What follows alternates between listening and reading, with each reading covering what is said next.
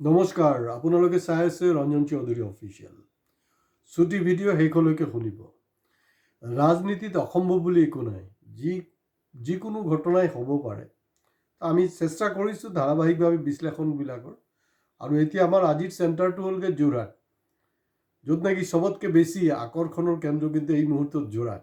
বাকীবিলাকতো গম পাইছে মোটামুটি কোনে ক'ত ছিট দিলে নিদিলে। এতিয়া সাধাৰণতে এটা ট্ৰেণ্ড চাব, মানে বিজেপিত ধৰি লওক 100+ যদি ক'ৰবাত ছিট থাকে এছেম্বলিত বা কোনোবা ষ্টেটত 200 বা 300 থাকে, ক্ৰছ থাকে, তেতিয়াহ'লে সাধাৰণতে তেওঁলোকৰ নেশ্যনেল লেভেল বা ষ্টেট লেভেলৰ লিডাৰবিলাক থাকে কেনেকুৱা, এটা কমন ডায়লগ, আপ কি বাৰ 100 পাৰ, আপ কি বাৰ 200 পাৰ, আপ কি বাৰ 300 পাৰ, তেনেকুৱা কথাটো। তো সেইটো নেৰেটিভছত তেওঁলোকে এটা কনফিডেঞ্চ বিল্ড আপ কৰে আৰু হৈ যায়, নোহোৱা নহয়। ক'ৰবাত ফ্লপ হৈছে, কিন্তু ফ্লপ হোৱাৰ সংখ্যাটো খুব কম। আপোনালোকে অলপ চালি জাৰি চাব, একৰ্ডিংলি কমেণ্ট বক্সত কমেণ্টছ দিব। এতিয়া প্ৰশ্ন হ'ল যে গৌৰৱ যোৰহাটত কণ্টেষ্ট কৰিছে।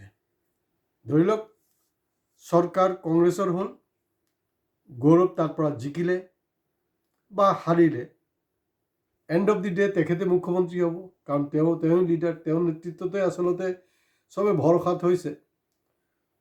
কিন্তু যোৰহাটত আৰু এটা, মই ইণ্টেলেকচুৱেলৰ কথা কোৱা নাই দেই, ইণ্টেলেকচুৱেলবিলাকতো বেছি আৰু কি ক'ব আৰু বুদ্ধিজীৱীকেইটা। এনেই যে সাধাৰণ মানুহ বা মিডল ক্লাছৰ মাইণ্ডত কিন্তু আৰু এটা বস্তু প্লে কৰি আছে। এয়া হ'ল যোৰহাটবাসীয়ে তেওঁক মানে মন উজাৰ কৰি ভোট দিছিলে 2024 পাৰ্লামেণ্টত।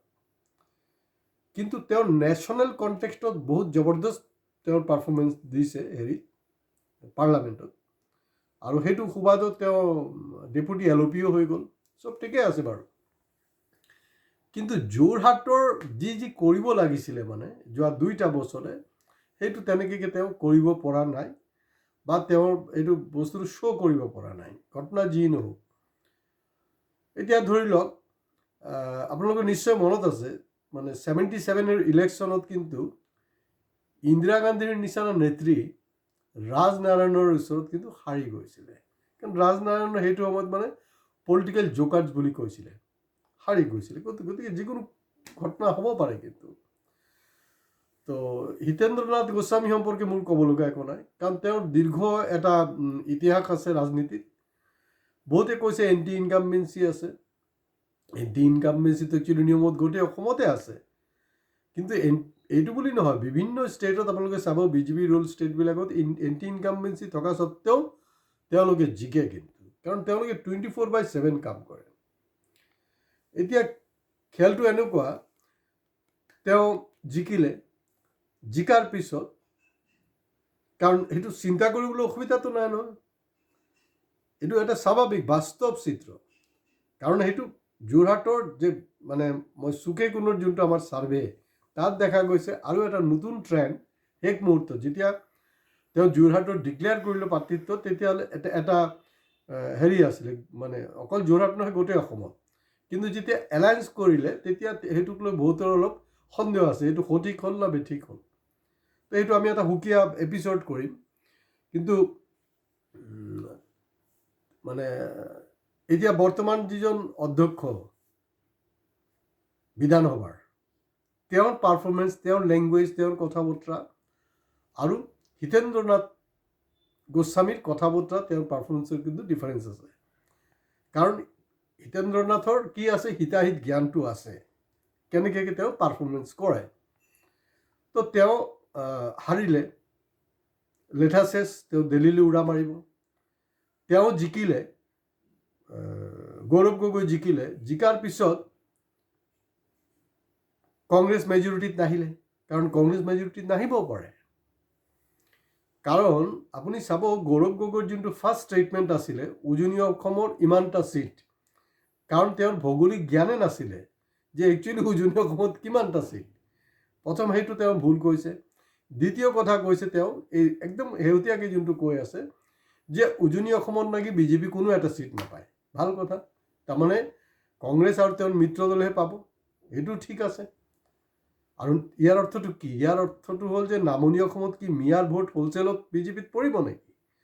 ক'ত আপোনালোকেতো কোৱা নাই যে নামনিত আপোনালোকে ক'ত ক'ত জিকিব, এইটোতো ক্লিন চিট দি দিলে ন। গতিকে এই যে এইবিলাক আচলতে ইমেচিউৰিটি হয়, এই কথা বতৰাবিলাক বুজি পায় মানুহে, নুবুজা নহয়।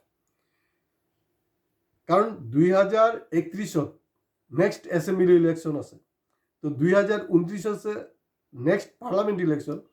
গতিকে এই মুহূৰ্তলৈকে যোনটো পজিশ্যন আৰু মাত্ৰ মাজত 3টা বছৰ আছে পাৰ্লামেণ্ট ইলেকশ্যন হওঁতে, গতিকে 2029 বিজেপি চৰকাৰ অহাটো খাটাং হৈ আছে, যোনে যিমানকক চাই থাকিব। কাৰণ 2022 মই 2024 সম্পৰ্কে মানে 2 বছৰ আগতীয়াকৈ কৈছোঁ, এতিয়া 3 বছৰ আগতীয়াকৈ ক'লোঁ ৰিস্ক ল'ব লাগিব। কাৰণ য'ত জিতা হৈ চিকেণ্ডাৰ আৰু মোৰ কথা বতৰাবিলাক মিলিছে, খাপ খাইছে ক'ৰবাত না ক'ৰবাত।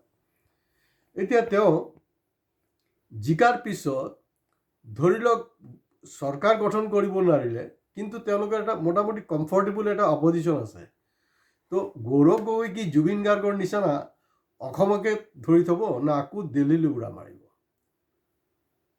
নাকি এনেকুৱাও কৰিব পাৰে ঠিক আছে মইতো LOP হয়, গুচি গ'ল তালে, যোৱাৰ পিছত ইয়াততো XYZ দিব যোৰহাটত, দিয়াৰ পিছত কি হ'ব, হাৰিব, কংগ্ৰেছ হাৰিব, মিছাকৈ এটা জিকা চিট হৰাৰ এটা বন্দোবস্ত হ'ব।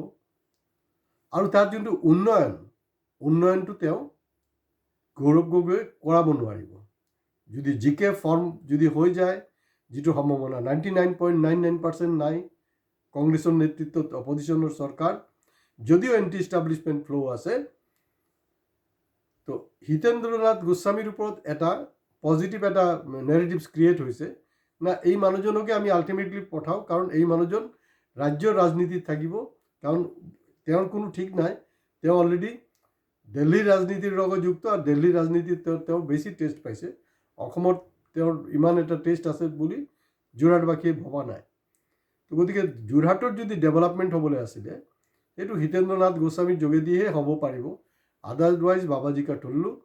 কাৰণ একজন পাৰ্লামেণ্টেৰিয়ান হিচাপে যোৰহাটৰ সমস্যা লৈ, যোৰহাট কনষ্টিটুৱেঞ্চিৰ সমস্যা লৈ তেওঁৰ পাৰ্লামেণ্টৰ মজিয়া কি কপাই উঠিব পাৰিছে নেকি আজিলৈকে? নাই পৰা।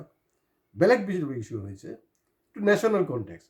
কিন্তু যেতিয়া এছেম্বলিত আমি ভোট দি আছোঁ, তেতিয়াহ'লে আমি ডেফিনেটলি যোৰহাট সমষ্টিৰ উন্নয়ন লং ৰান যোনটো আমাৰ অবজেক্টিভ, সেইটো যাতে ফুলফিল হয়, তাৰ কাৰণেহে চিন্তা চৰ্চা হ'ব। অলপ অবাস্তৱ লাগি আছে চাগে আপোনালোকৰ বহুতৰো, কিন্তু হ'ব পাৰে। গৌৰৱ জিকিলে এতিয়া মানে বেনিফিট কি, গৌৰৱ হাৰিলে কি লছ। গতিকে যোৰহাটৰতো সজাগ জনতা, সজাগ ভোটাৰ, তেওঁলোকে সময়ত ঠিক মানে সিদ্ধান্ত ল'ব, আৰু আমি ইয়াত 2026 ৰিজাল্টত নিশ্চয় যোৰহাটবাসীক চেলুট জনাব লগা এটা পৰিস্থিতি তেওঁলোকে কৰিব। নমস্কাৰ।